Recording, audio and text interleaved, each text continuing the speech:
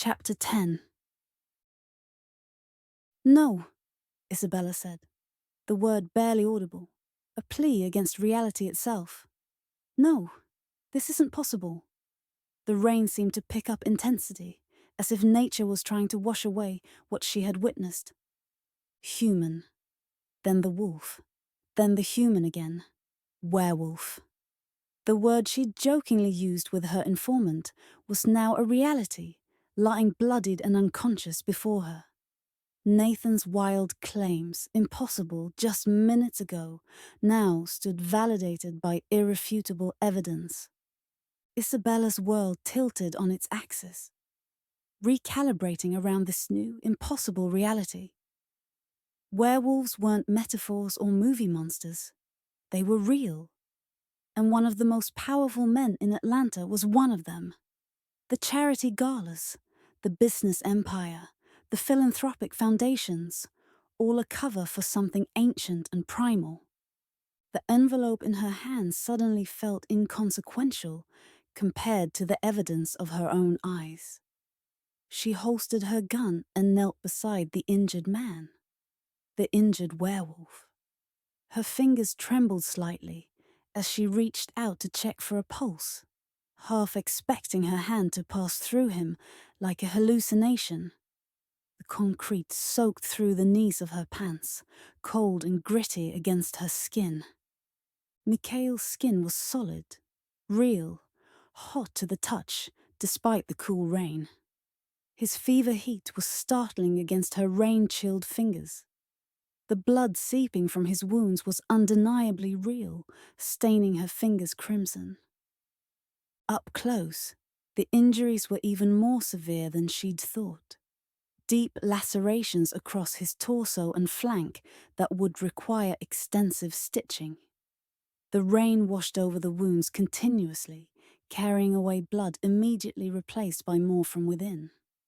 The bleeding was severe, particularly from a set of deep claw marks across his abdomen and flank.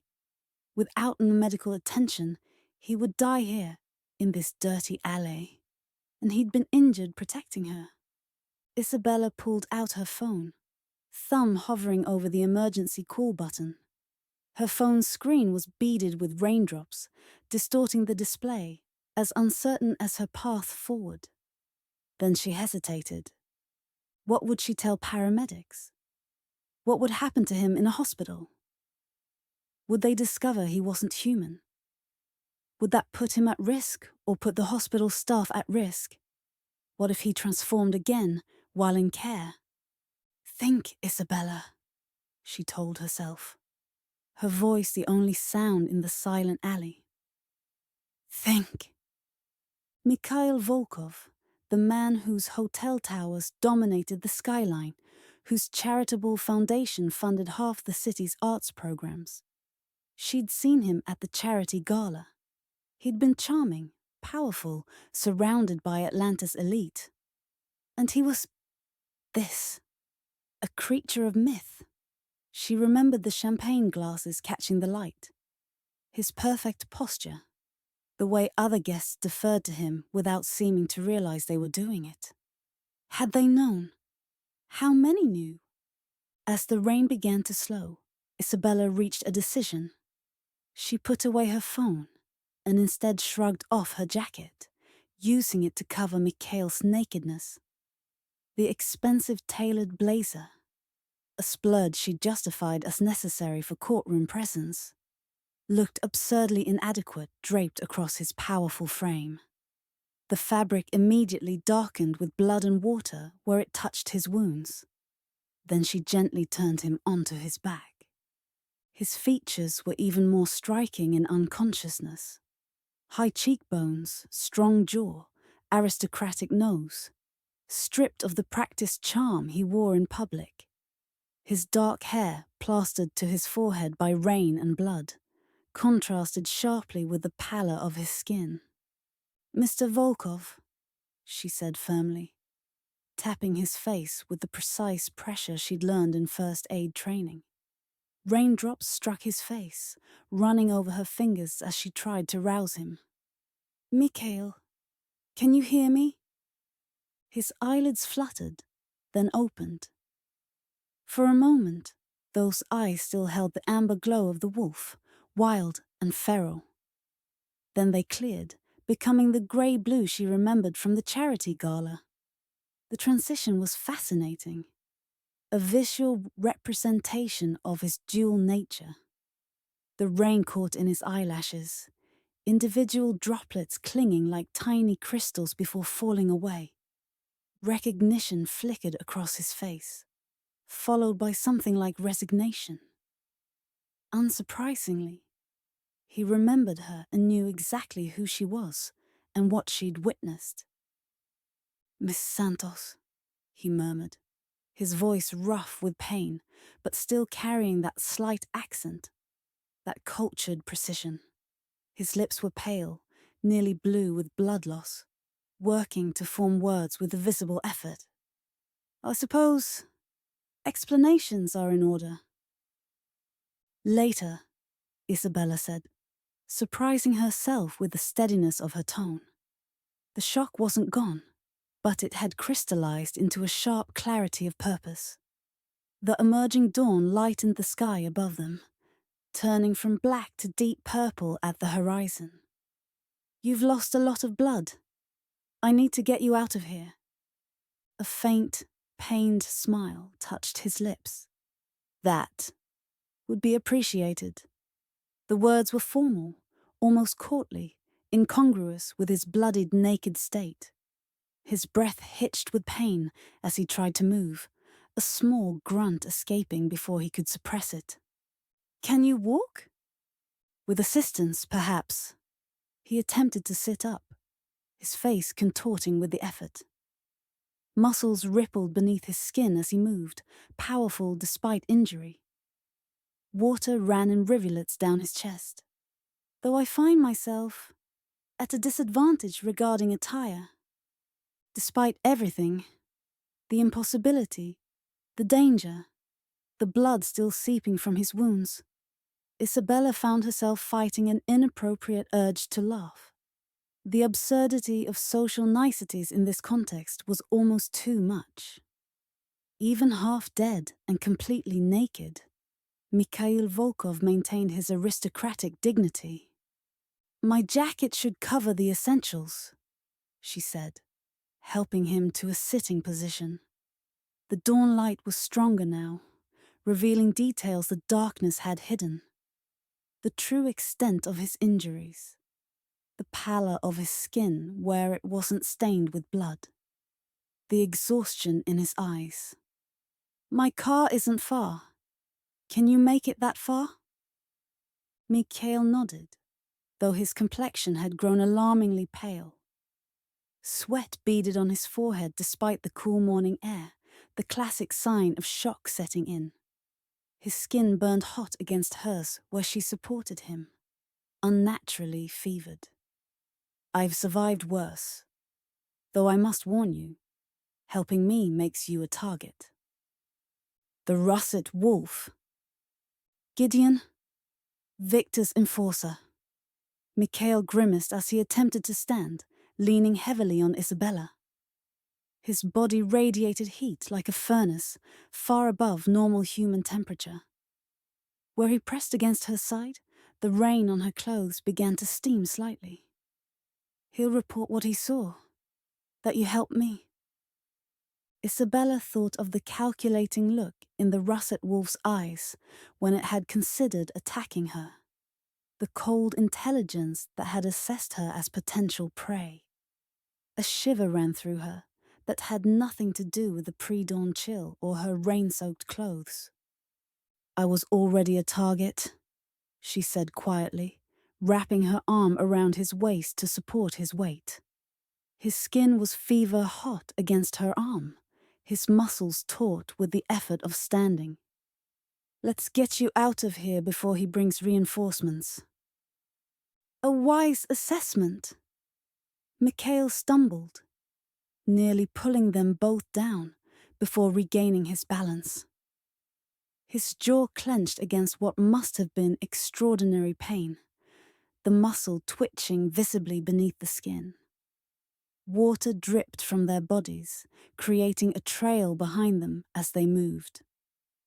I apologize for the inconvenience. Near-death experiences are always inconvenient, Isabella replied, adjusting her grip on his waist to support his weight better. The solid mass of him pressed against her side was undeniably real. Warm flesh, slick blood, the tang of sweat, and something wilder, muskier. His scent was distinctive, not quite human, carrying notes of forest and wild places beneath the metallic smell of blood, especially when they involved discovering an entirely new species. Not a new species, Mikhail corrected, breath labored as they slowed down the alley. His movements were careful, measured, and each step cost him. The dawn light caught in the droplets falling from his hair, creating momentary prisms. Same species, different form. He paused, swallowing hard, Adam's apple bobbing in his throat.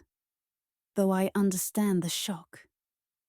Save your strength, Isabella said, letting her voice slip into the gentler tones she used with traumatized witnesses. Their progress was painfully slow, each step accompanied by the quiet splash of puddles and Mikhail's carefully controlled breathing. Explanations can wait until you're not bleeding out. As the rising sun cast long shadows across the abandoned Pullman yard, Isabella Santos helped Mikhail to his feet, supporting his weight as they made their slow, painful way toward her car. The envelope containing Nathan's evidence was rolled up and tucked in her pocket. Still, the most compelling proof leaned heavily against her shoulder, his borrowed jacket not doing much to preserve his modesty. The rain had stopped, leaving the world washed clean in the golden light of early morning. Steam rose from warm surfaces as the sun touched them, creating a dreamlike quality to the scene. Puddles reflected the brightening sky, turning concrete into mirrors. Birds had begun their morning songs, the natural world continuing its rhythms despite the upheaval of human understanding. Werewolves were real. They walked among the people of Atlanta, hidden in plain sight behind wealth and power and carefully cultivated normalcy. And now Isabella was irrevocably entangled in their world. The dawn light revealed smears of blood marking their path, a trail leading from reality into another, with no way back for either of them. The crimson streaks stood stark against the rain-washed concrete, already beginning to dry in the morning sun, turning from bright red to rust brown with exposure to air. I hope you have a good upholstery cleaner, Mikhail murmured as they approached her sedan. Despite his injuries, a ghost of wry humor colored his words. His breathing was labored, sweat beading on his forehead despite the cool morning air. Isabella shook her head, unlocking the car with her free hand. The electronic chirp sounded incongruously normal after the night's impossibilities. Leather seats. Something tells me this isn't your first time bleeding in a vehicle.